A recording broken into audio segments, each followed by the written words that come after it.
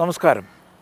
കന്യാകുമാരി മുതൽ കാസർഗോഡ് വരെ എന്ന പരമ്പരയുടെ അടുത്ത അതിമനോഹരമായ ഒരു എപ്പിസോഡിലേക്ക് ഏവരെയും സ്വാഗതം ചെയ്യുകയാണ്.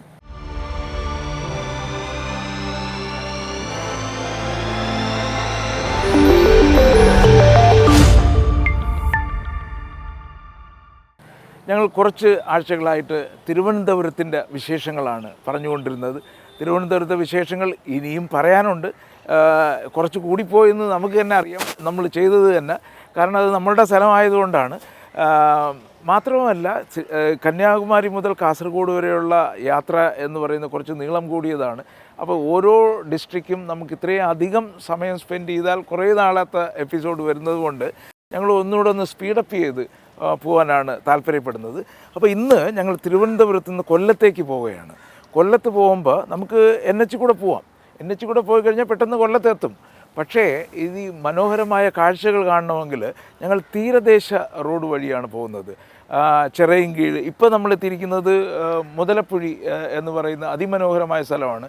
ഇത് വളരെ അധികം ആൾക്കാർ ഇപ്പോൾ ആകർഷിച്ചു കൊണ്ടിരിക്കുന്ന ഒരു സ്ഥലം കൂടിയാണ്. കാരണം ഇവിടെ കടലും കായലും എല്ലാം ചേരുന്ന സ്ഥലമാണ്. ഇവിടെ ഫിഷിംഗ് ഹാർബറുണ്ട്.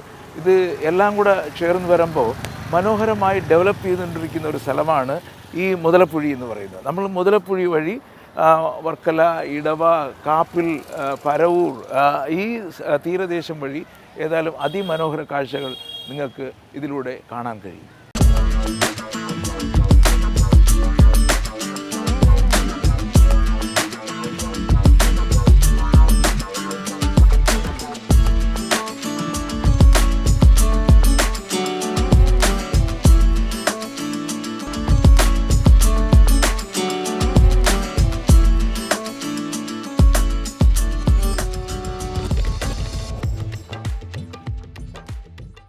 തീരപ്രദേശമായതുകൊണ്ട് തന്നെ ഇവിടുത്തെ പ്രധാന വ്യവസായം എന്ന് മത്സ്യബന്ധനമെന്ന് തന്നെ പറയാം. ഏതായാലും ഇവിടെ മത്സ്യബന്ധനത്തിൻ്റെ ബോട്ടുകളൊക്കെ വരുന്നുണ്ട്. നമുക്ക് അതിൻ്റെ ദൃശ്യങ്ങളിലൂടെ ഒന്ന്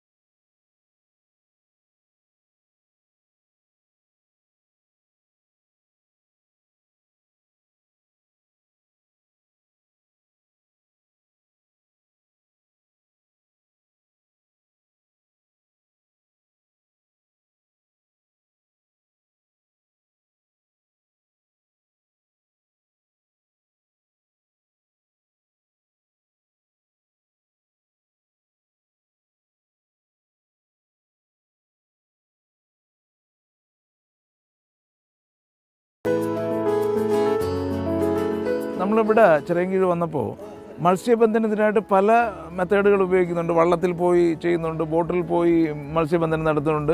ഇവിടെ വീശുവല ഇടുന്ന ഒരാളുണ്ട്. എന്താ പേരെന്താ? അമീർ. ഈ വീശുവലയാണ് പ്രധാനമായിട്ട്.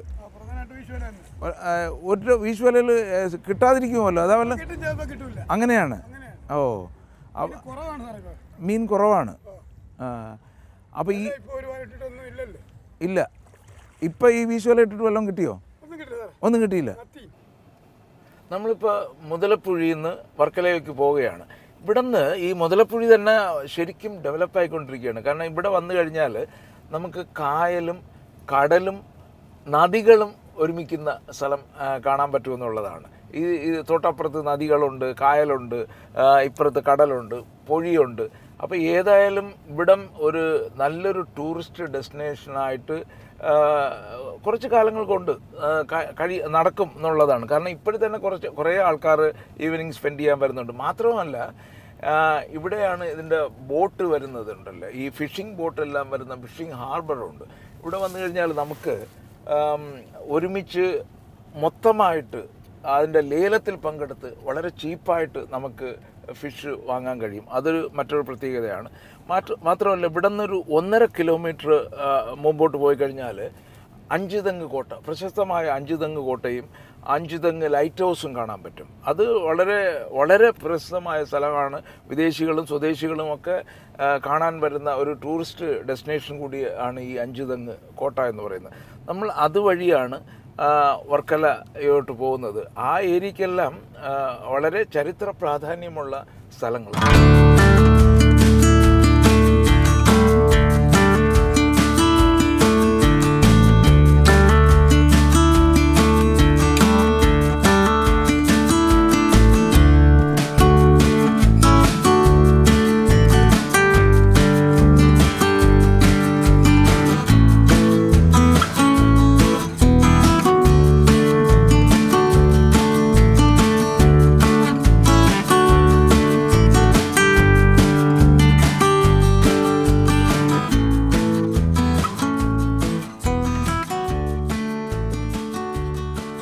ചിറയൻകീഴ് ശാർക്കര അമ്പലം കഴിഞ്ഞു വന്നപ്പോൾ പുളിമൂട്ടിക്കടവ് എന്ന് പറയുന്ന ഒരു സ്ഥലമുണ്ട്. അത് നല്ലൊരു ടൂറിസ്റ്റ് ഡെസ്റ്റിനേഷനാണ്. അത്ര പ്രൊമോട്ട് ചെയ്യപ്പെട്ടിട്ടില്ല എന്ന് തോന്നുന്നു.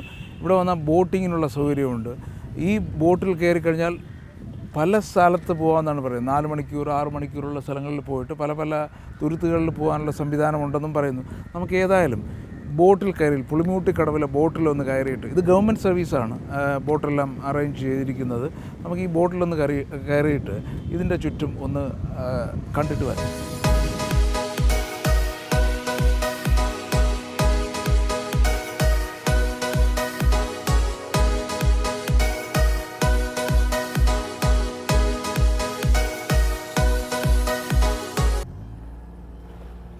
അപ്പോൾ നമുക്കൊന്ന് ചുറ്റിയിട്ട് വരാം.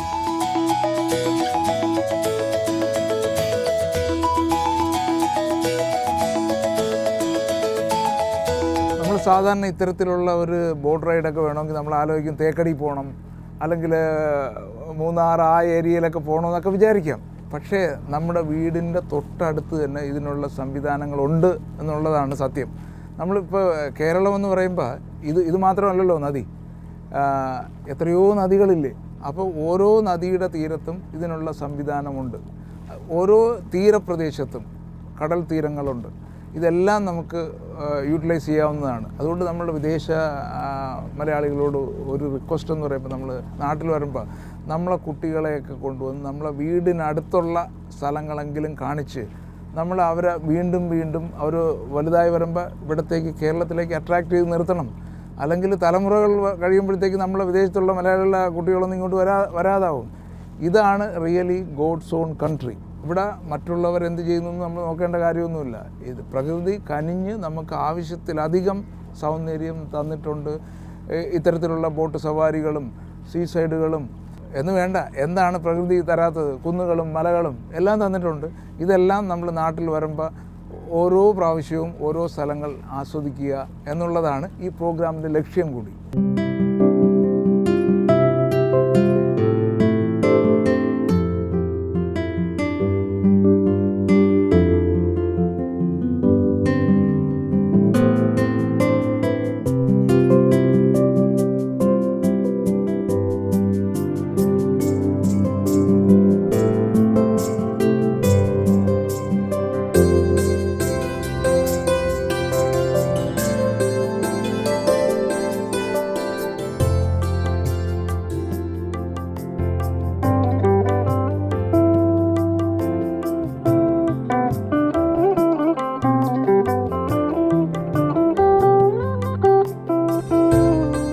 നദി എന്ന് പറയുന്നത് വാമനപുരം നദി. ഇത് വരുന്നത് പൊന്മുടിയിൽ നിന്ന് ഉത്ഭവിക്കുന്ന നദി എന്നാണ് പറയുന്നത്. അപ്പോൾ അവിടെ നിന്നേ വന്ന് ഇതിവിടെ വന്ന് കടലിൽ ചേരുന്ന സ്ഥലമാണ്. നമ്മൾ നേരത്തെ കണ്ട സ്ഥലമുണ്ടല്ലോ, വന്ന് കടലും നദിയും ചേരുന്ന സ്ഥലം നമ്മൾ നേരത്തെ കണ്ടിരുന്നു. ആ നദിയാണിത്. ഈ കാണുന്ന ഒരു ചെറിയ തുരുത്ത് പോലെയുള്ളൊരു സ്ഥലമാണ്. അതിൻ്റെ തൊട്ടപ്പുറത്ത് കാണുന്ന കടലാണ്. അപ്പോൾ നമുക്ക് ഇവിടെ പെട്ടെന്ന് തന്നെ തോന്നുന്ന ഒരു കാര്യം എന്ന് വെച്ചാൽ, നമുക്ക് ജലഗതാഗതം കേരളം ഇനിയും ഉപയോഗപ്പെടുത്തിയിട്ടില്ല എന്നുള്ളതാണ് സത്യം. ഇതിൻ്റെ സാധ്യതകൾ വളരെ വലുതാണ്. ട്രാഫിക്കില്ല, വളരെ പെട്ടെന്ന് ഇതങ്ങ് ട്രിവാൻഡ്രം എയർപോർട്ട് വരെ ഇതുവഴി പോയാൽ എത്തുമെന്നാണ് പറയുന്നത്. വള്ളക്കടവ് എന്ന് പറയുന്ന സ്ഥലത്ത് നമുക്ക് ഇതുവഴി പോയി കഴിഞ്ഞാൽ എത്താൻ കഴിയും. ഇതിപ്പോൾ പെരുമാതുര എത്താറായി. പെരുമാതുരയിലൊക്കെ ഇപ്പോൾ പ്രൈവറ്റ് പാർട്ടികൾ ബോട്ട് സർവീസ് തുടങ്ങിയിട്ടുണ്ട്. കുറച്ച് നാൾ കഴിയുമ്പോൾ ഇവിടെയും നല്ല പ്രൊമോട്ട് ആവുമെന്ന് വിചാരിക്കുന്നു. ആലപ്പുഴ എന്ന് പറയുന്നത് ഇതുപോലെയുള്ളൊരു സംവിധാനവും ടൂറിസ്റ്റുകളെ കൊണ്ട് മാത്രം ഡെവലപ്പ് ചെയ്യുന്ന സ്ഥലമല്ലേ. അപ്പോൾ അത്തരത്തിലുള്ള സാഹചര്യം ഇവിടെ തന്നെ ഉണ്ടെന്ന് വരുമ്പോൾ കാണുമ്പോൾ അറിയാമല്ലോ. തന്നെ ഉണ്ട്, ഇഷ്ടംപോലെ സ്ഥലങ്ങളുണ്ട്. ഇത് കണക്ക് ഉണ്ട്, നമുക്കിവിടെ ഡെവലപ്പ് ചെയ്ത് ഇഷ്ടംപോലെ സ്ഥലങ്ങളുണ്ട്.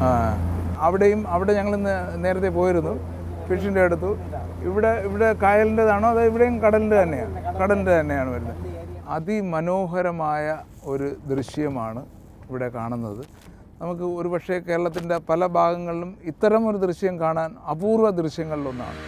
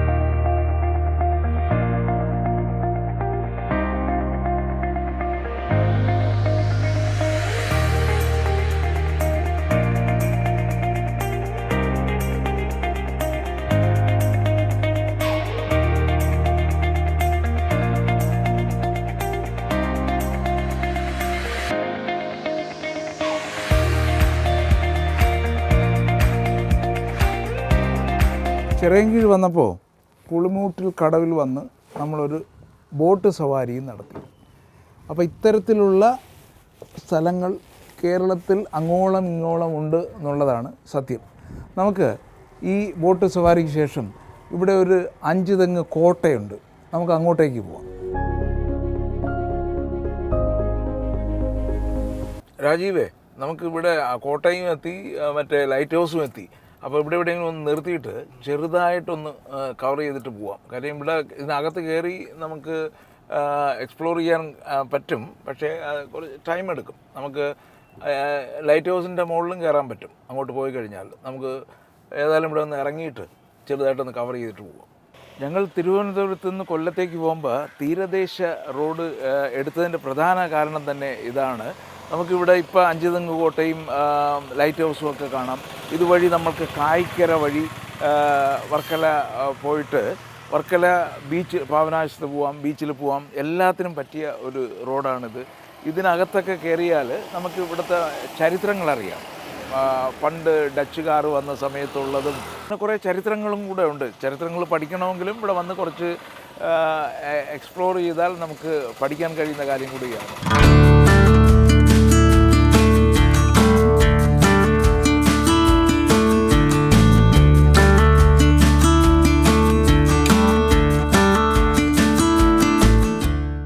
ഞങ്ങൾ മുതലപ്പുഴയിൽ നിന്ന് വർക്കലയ്ക്ക് പോകുന്ന ഒരു തീരദേശം തന്നെ പിടിച്ചിരിക്കുകയാണ്. വർക്കല ജംഗ്ഷനിൽ കൂടെ പോവാതെ നമ്മൾ ഈ സൈഡിൽ കൂടെ പോയി ജംഗ്ഷനിൽ പോകാൻ പറ്റും, മൈതാനത്ത് പോകാൻ പറ്റും. അപ്പോൾ ഈ ഒരു നദി കാണുന്നുണ്ടല്ലോ, ഇത് വളരെ പ്രധാനപ്പെട്ട ഒരു നദിയാണ്. മുൻകാലങ്ങളിൽ ആലപ്പുഴ നിന്ന് ഈ ചരക്ക് ഗതാഗതമെല്ലാം നടന്ന ഒരു നദിയാണിത്. ഇപ്പോഴും റിനോവേഷനൊക്കെ നടക്കുന്നുണ്ട്. ഒരു പക്ഷേ ഇതെല്ലാം റിനോവേറ്റ് ചെയ്ത് കഴിഞ്ഞാൽ നമുക്ക് വെനീസ് പോലെ ആക്കാൻ പറ്റും എന്നാണ് വിചാരിക്കുന്നത്. ഈ ഏരിയ ഡെഫിനറ്റായിട്ട് ഒരു വലിയ ടൂറിസ്റ്റ് സാധ്യത ഉള്ള ഒരു സ്ഥലമാണ്. ഈ നദി കഴിഞ്ഞാൽ നമുക്കിപ്പോൾ കാണാൻ തൊട്ട് ഇത്രയും ലാൻഡുണ്ട്. അത് കഴിഞ്ഞാൽ കടലാണ് കാണുന്നത്. അവിടെ വെച്ചാൽ വൈറ്റ് സാൻഡാണ് മൊത്തം. അപ്പോൾ നമുക്കിവിടെ ഒരു വലിയൊരു ടൂറിസ്റ്റ് ഡെസ്റ്റിനേഷൻ ആക്കാനുള്ള സാധ്യതയുള്ള ഒരു സ്ഥലം കൂടിയാണ് ഇത്. ഇപ്പോൾ തന്നെ നമുക്ക് വന്നു കഴിഞ്ഞാൽ ഒരു ചെറിയ മിനി ഹോളിഡേ അല്ലെങ്കിൽ സീസൈഡ് ഹോളിഡേ ഒക്കെ എടുക്കാനായിട്ട് ഇപ്പോൾ ഇതിൻ്റെ പുറത്തുള്ള ചെറിയൊരു റോഡ് ഉണ്ടാക്കിയിട്ടുണ്ട്. അങ്ങനെ വരികയാണെങ്കിൽ നമുക്കിവിടെ പോയി ഇരുന്ന് വൈറ്റ് സാൻഡ് ഉള്ള സീസൈഡ് നമുക്ക് വലിയ തിരക്കില്ലാതെ ആസ്വദിക്കാൻ പറ്റുന്ന ഒരു ഏരിയയാണ്. ഈ വർക്കല ബീച്ചിലേക്ക് പോകുന്ന വഴി തന്നെയാണ് ഇത്.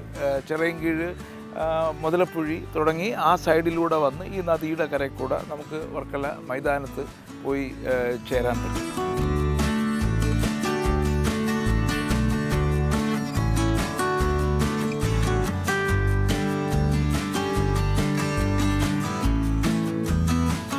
ഇവിടെ നമുക്ക് കാണാവുന്നത് പോലെ വലിയ തിരക്കൊന്നുമില്ല. ഈവനിങ്ങിൽ വന്നാലും ഇവിടെ നമുക്ക് കാറ് തൊട്ടടുത്ത് വരെ വരും. കാറിൽ നിന്ന് ഇറങ്ങി കുറച്ച് നേരം ഇവിടെ മണൽ തീരത്തൊക്കെ ഇരുന്നിട്ട് നല്ല വൈറ്റ് സാൻഡ് ആയതുകൊണ്ട് നമുക്ക് ശരിക്കും എൻജോയ് ചെയ്യാൻ പറ്റിയ ഒരു തീരപ്രദേശം കൂടിയാണ് ഈ വർക്കലയ്ക്ക് പോകുന്ന വഴി.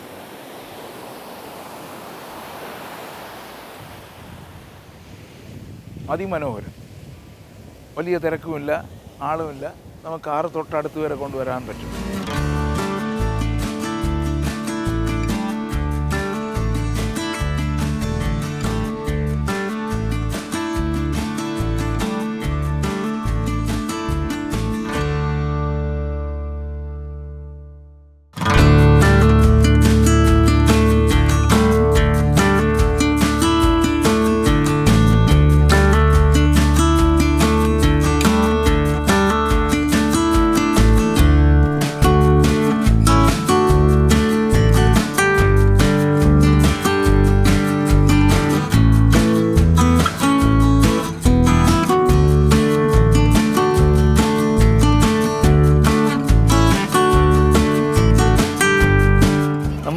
തിരുവനന്തപുരത്ത് നിന്ന് തീരദേശം വഴി ഇപ്പോൾ വർക്കല പാപനാശത്ത് എത്തിയിരിക്കുകയാണ്.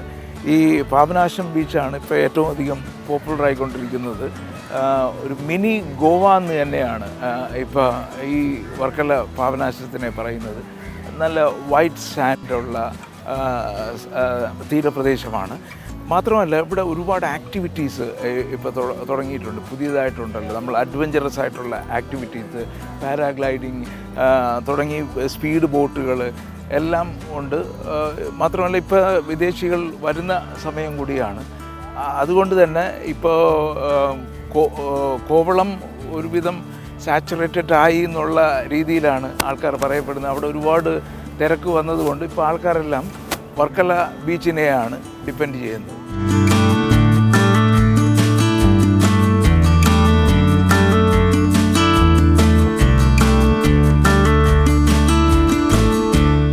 ആൾക്കാർ ഇവിടെ നിന്ന് ബോട്ടിൽ കൊണ്ടുപോയി അവിടെ കൊണ്ടുപോയി പാരാഗ്ലൈഡിംഗ് ഉണ്ട്. അത് മാത്രമല്ല മുകളിലോട്ട് പോകണ്ട എന്ന് ആഗ്രഹിക്കുന്നവർക്ക് ജസ്റ്റ് സെറ്റി പോലെ ഇരുത്തിയിട്ട് ഇവിടെ നിന്ന് കടലിൻ്റെ ഉള്ളിലേക്ക് കൊണ്ടുപോയിട്ട് സെറ്റിയിൽ ഇങ്ങനെ വലിച്ചുകൊണ്ട് പോകുന്ന ഒരു ഗെയിമും ഉണ്ട്. പക്ഷേ ഇതിലെന്ന് പറഞ്ഞാൽ 2 ആൾക്കാരാണ് കയറാൻ പറ്റുന്നത്. ഈ മെഷീൻ ഓപ്പറേറ്റഡാണ് ഈ ഗ്ലൈഡിങ് എന്ന് പറഞ്ഞു കഴിഞ്ഞാൽ. അതിലൊരു പൈലറ്റും ഉണ്ടാവും, നമ്മൾ ഇൻട്രസ്റ്റ് ഉള്ള ഒരാളും ഉണ്ടാവും. നമ്മൾ ഫ്രണ്ടിലിരിക്കുകയും പൈലറ്റ് ബാക്കിലിരുന്നിട്ട് അത് കൺട്രോൾ ചെയ്യുകയും ചെയ്യുന്നതാണ് ഇതിൻ്റെ ഒരു അഡ്വഞ്ചർ എന്ന് പറയുന്നത്. ഇപ്പോൾ നമ്മളിപ്പോൾ കണ്ടതാണ്, ഇവിടെ വന്നിട്ട് വളഞ്ഞ് ഒക്കെ പോകുമ്പോഴത്തേക്ക് ശരിക്കും ഒരു അഡ്വഞ്ചർ തന്നെയാണ്. എല്ലാം കൊണ്ടും നമുക്കിപ്പോൾ കാണാൻ കഴിയുന്നത് ഒരു ടൂറിസ്റ്റ് ഡെസ്റ്റിനേഷനായിട്ട് വർക്കല മാറിക്കൊണ്ടിരിക്കുകയാണ്. ക്ലീൻ നീറ്റ് ആയിട്ടുള്ള വൈറ്റ് സാൻഡുള്ള ശരിക്കും നമുക്ക് ഒരു ഹോളിഡേ എൻജോയ് ചെയ്യാൻ പറ്റിയ സ്ഥലമായിട്ട് ഇപ്പോൾ വർക്കല മാറിയിരിക്കുകയാണ്. ചുമ്മാതല്ല, മിനി ഗോവ എന്ന് അറിയപ്പെടുന്നു.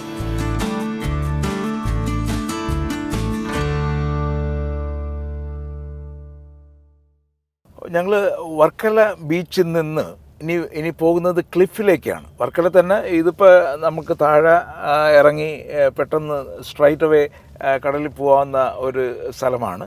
ക്ലിഫിൽ പോയി കഴിഞ്ഞാൽ അവിടെയും ഒരു പ്രത്യേകതയുണ്ട്. അവിടെ നിന്നും കടലിലേക്ക് ഇറങ്ങാൻ പറ്റും. കുറേ സ്റ്റെപ്പ് ഇറങ്ങിയതിന് ശേഷമേ കടലിൽ ഇറങ്ങാൻ പറ്റത്തുള്ളൂ. പക്ഷേ എന്നാലും അവിടെ പോയാലും അവിടെ നമുക്കൊരു ഹോളിഡേ ശരിക്കും ഡെവലപ്പ് ചെയ്തതായിട്ട് അവിടെ കാണാൻ കഴിയും. അവിടെ കുറേ കച്ചവടങ്ങളും വിദേശികളെയൊക്കെ നമുക്ക് അവിടെയും കാണാൻ പറ്റും. നമ്മളിവിടെ നിന്ന് വർക്കല പാപനാശം ബീച്ചിൽ നിന്ന് ക്ലിഫിലേക്കാണ് പോകുന്നത്.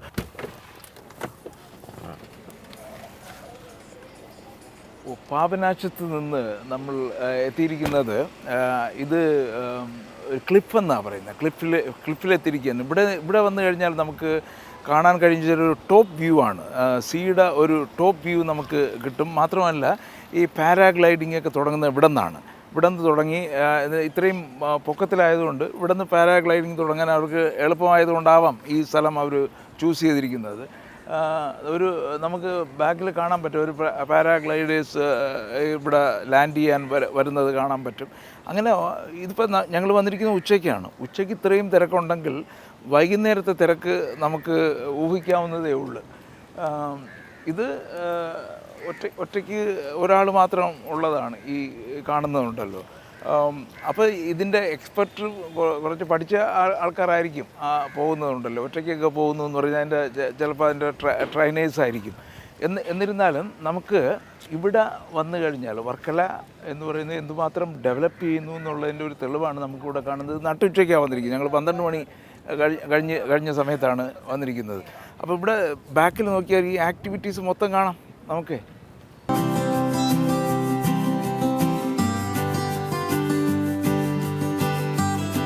വർക്കല ഹെലിപാഡിൻ്റെ സൈഡിലൂടെ ഒരു നടപ്പാത ഒരുക്കിയിട്ടുണ്ട്. അത് ഒരുപക്ഷെ കാപ്പിൽ വരെ പോകാമെന്നാണ് പറയുന്നത്. മുമ്പൊക്കെ നമ്മളിവിടെ വരുന്ന സമയത്ത് വെറും മുട്ടക്കുന്നുകളായിരുന്നു. അതെല്ലാം മാറി ഒരുപക്ഷെ കോവളത്തിന് തന്നെ വെല്ലുന്ന രീതിയിലാണ് വർക്കല ക്ലിഫിൽ നിന്നും കാപ്പിൽ വരെയുള്ള ഈ ഒരു നടപ്പാത ഒരുക്കിയിരിക്കുന്നത്.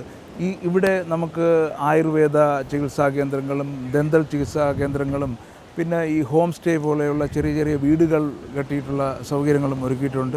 2 വശത്തുമായിട്ട് ഇങ്ങനെ ഗിഫ്റ്റ് ഷോപ്പുകളും എല്ലാം ഒരുക്കി ഒരു റിയൽ ഹോളിഡേ ഡെസ്റ്റിനേഷൻ്റെ മൂഡ് ഇവിടെ വർക്കല ക്രിയേറ്റ് ചെയ്യാൻ കഴിഞ്ഞു എന്നുള്ളതാണ് ഒരു സന്തോഷമായിട്ട് പറയാനുള്ളത്. ഒരുപക്ഷെ വർക്കല താമസിക്കുന്നവരും ഇതിൻ്റെ പരിസര പ്രദേശത്ത് താമസിക്കുന്നവർക്ക് പോലും അറിയാൻ പറ്റുന്നോ എന്ന് അറിയുന്നില്ല. അത്രത്തോളം ഡെവലപ്മെൻറ്റാണ് വർക്കല ഹോളിഡേക്ക് വേണ്ടി ചെയ്തുകൊണ്ടിരിക്കുന്നത്.